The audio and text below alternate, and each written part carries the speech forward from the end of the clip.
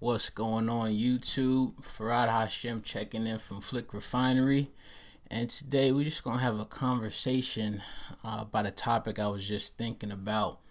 My journey, I've probably been doing the whole retouching and Photoshop thing for maybe at least 4 or 5 years. And I just remembered the fact that I don't really even go on YouTube anymore to watch Photoshop tutorials so much because, like the title of this video says, not all content is good for you. I learned the long and the hard way about that, and it's so easy for us to kind of get caught up in looking at tutorials, which is cool that we have resources that we can go to kind of learn and develop our skills. But thinking for myself, like 4 or 5 years back, there wasn't that many great channels or like great artists on YouTube, so I kind of just went with whoever was there. And I got caught up in this cycle of watching people's videos. You get deep into a YouTube binge. You be on there and you're 4 hours deep into a retouching masterclass that's free on YouTube or whatever. You just get caught up in these cycles and in these content wormhole.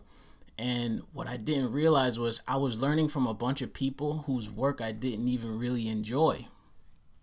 So that's like the main part of the video today. Make sure that whoever you're looking at, whoever you're choosing to invest your time and your energy with, make sure that you actually enjoy the work that they produce. So, today I don't go on YouTube as much. It definitely helped to inspire me at first. There's different channels that I would go to and watch. When I first got my camera, very, very good tutorials on how to use your camera, how to set that thing up and all of that good stuff. But once you get to a more of an advanced level, or a level to where you really start to push into let's say maybe editorial style of work, or just work that maybe you want to get published, the content, the amount of content that's actually geared toward getting you there is scarce on the YouTube side of things. Now, one thing that I noticed was usually when people put up tutorials and videos, of course they're not just going to give you everything that they know, all of their best information for free. They give you bits and pieces of it, and a lot of times we're producing content that kind of fits the algorithm and they want a certain amount of views, so a lot of times it's just rehashed information. That's at least that's been my experience. So instead of doing a lot of the YouTube things, probably I'd say 2 years ago, I really started to invest in courses, and I found that the level of information got a lot better. So now, I'm paying $200, $300, sometimes $400 for a photography retouching course, and I noticed that now I'm starting to get some of the secrets. But even there, I found for me, I wanted to create great works. I wanted to create things that really inspired me with the stuff that I had. I didn't have a studio. I didn't have a big place to really shoot. And actually, this is a good time to talk about it. I just put a lot of this information in my story. I dropped my first ebook, F-stops and shutter speeds, My World Through Film and Photography.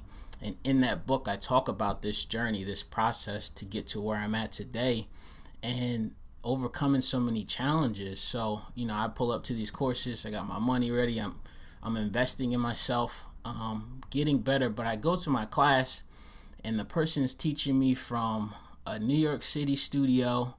They got lights that each light they got costs more than all the gear I have. At one point, I'm just shooting portraits of myself in my mother's house in a living room. So I really didn't have those setups. So it was tough for me to see myself making what they were making with very basic gear. Like it didn't really relate to me.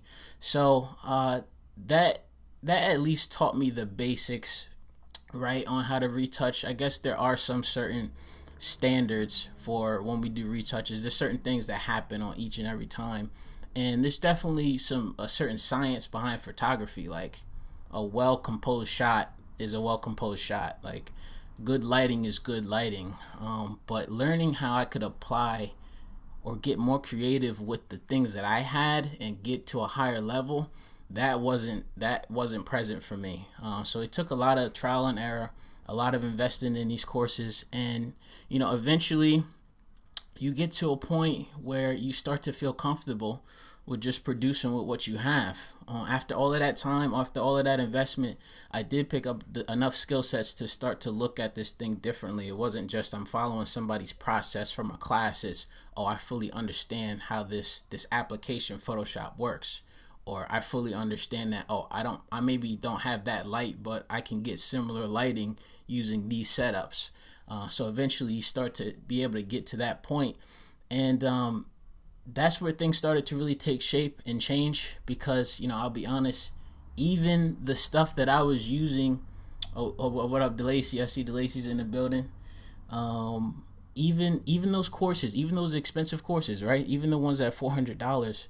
I remember one time I pulled up to one, and I bought it just because the dude had a lot of followers on Instagram, and I bought the course, and it was literally just an extended version of YouTube.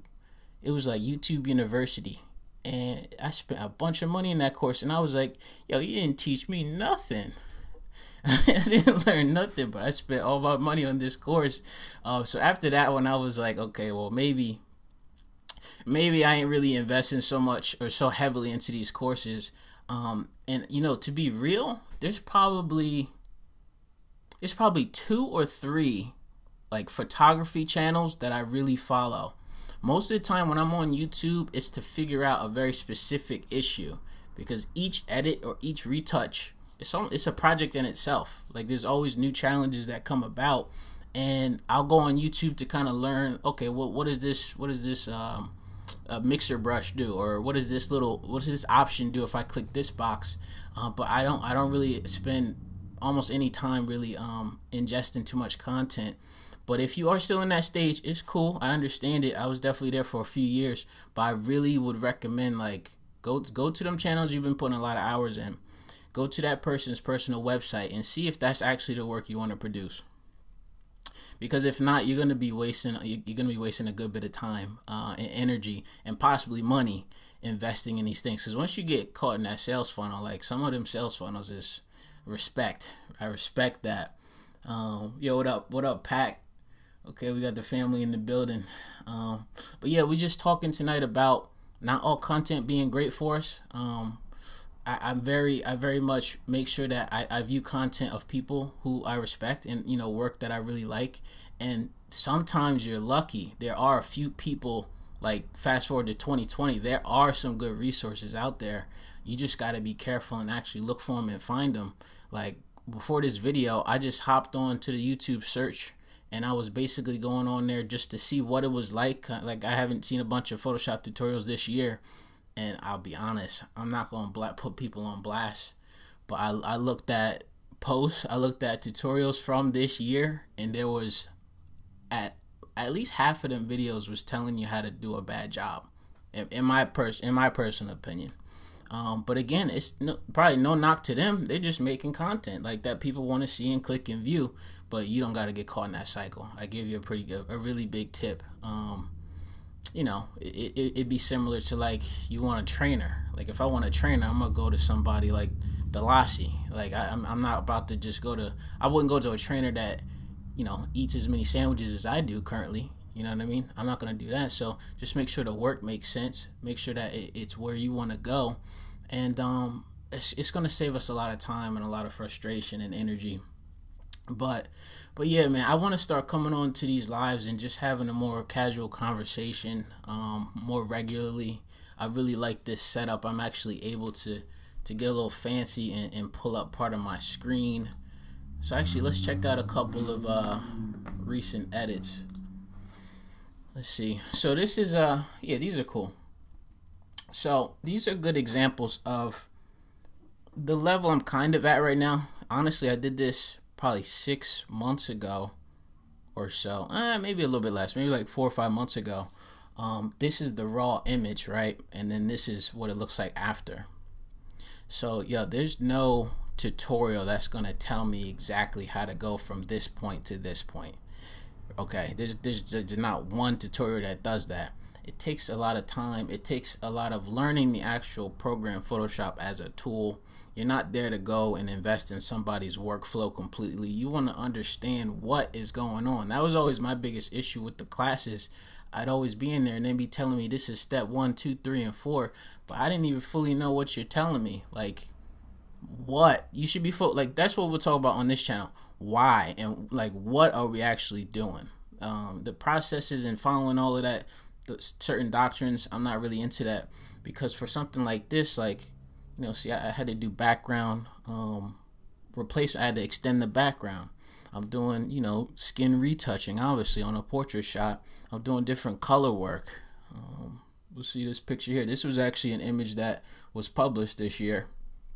And this is another good example, because sometimes when you first start to learn how to retouch, you get real excited about it and you just start going heavy-handed with it. And I'll tell you right now, if you're just starting out, less is more.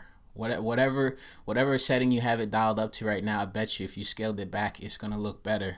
But this is straight out of the camera. This is just making sure that I got my shot right out of the camera. I lit it right. It almost looks like that's good to go, but since it was going into a magazine, I just made sure that the hair was cleaner, did a little bit of color work, not even a whole lot on her face. But you know, this is after years of trial and error. This is years of investing a bunch of money with some interesting people. So yeah, man, that's basically what I wanted to talk about today. We're gonna make sure we're more intentional with who we're watching content from, you know. And the cool part about today is, you know, with this lockdown period coming, accessibility to really good creatives is higher than ever. So definitely don't be afraid of investing in yourself. If you have some specific questions about things, maybe you're in that YouTube cycle and you're confused and you don't know how to get out of it, go ahead and shoot me an email. I got my professional email up, hello@flickrefinery.com. Or better yet, go to flickrefinery.com, right? Pre-order the ebook first. You know, pre-order that ebook. It's good. It's a good book because I also give you a visual experience. So you not only get the ebook, but when you pre-order the ebook, you're gonna get my full journey in a visual format. I put a lot of time and effort into that, but you really start to learn how I grew into where I'm at today. So I want you to go ahead and pre-order the ebook. But after you pre-order the ebook, go ahead and shoot me an email on contact. Yeah, again, just reach out. I want to hear from the audience a little bit more, see what you guys want to learn, maybe fill in some of the gaps that are present on the YouTube community and just on the online community in general. And yeah, let's just keep building, let's keep growing. I'm fully expecting possibly another lockdown period coming, so I'm myself getting ready to put myself on little journeys as I did before. Like last time the lockdown happened, I got way better at retouching, so now I'm looking at other things to learn. Whenever this thing is done, I'm gonna be very much ready and rocking and rolling. But I'm gonna sign out today. I appreciate y'all for checking in. Leave some comments in the little comment box. This is my first YouTube live. I kind of like this because I can see what y'all are talking about and I can do my thing over here. So this was cool. But anyways, this is Fra Hashem checking out from Flick Refinery. I'll see you in the next video.